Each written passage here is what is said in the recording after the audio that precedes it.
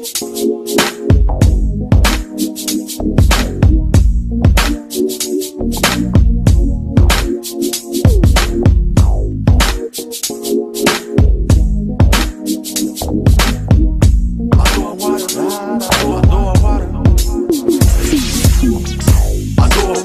mai fac, mi-am băgat mințile în cap. Promit că o să fiu cu minte de acum înainte, de acum înainte. A doua oară nu mai fac, mi-am băgat mințile în cap.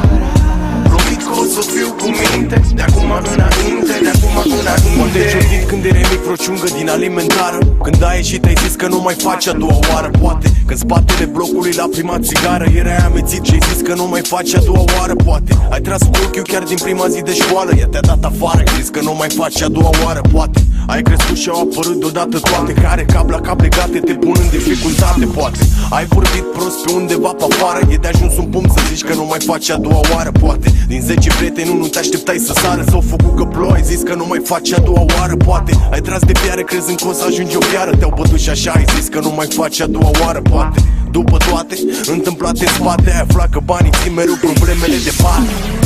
A doua oară nu mai fac, mi-am băgat mințile în cap. Promit că o să fiu cu minte de acum înainte, de acum înainte. A doua oară nu mai fac, mi-am băgat mințile în cap.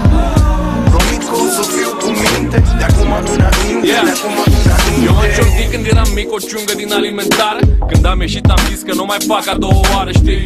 În spatele blocului la prima țigară eram verde albastru, am zis că nu mai fac a doua oară.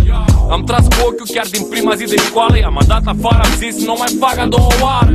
Când am crescut au apărut chiar toate care cap la cap legate m-au pus în dificultate, frate. Am dat-o prost în cartier pe fară, mi-am luat-o trist, am zis că nu mai fac a doua oară. Eram vreo 10-1, mă așteptam să sară sau da la fund, am zis nu mai fac a doua oară. Am tras de fiare și tot n-am ajuns o fiară, mi-am luat-o iar, am zis niciodată a doua oară. Și după toate întâmplate în spate am aflat că banii din problemele de parte.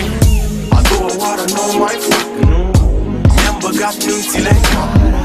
Promit că o să fiu cu minte de acum înainte, de acum înainte. A doua oară nu mai fac, mi-am băgat mințile în cap.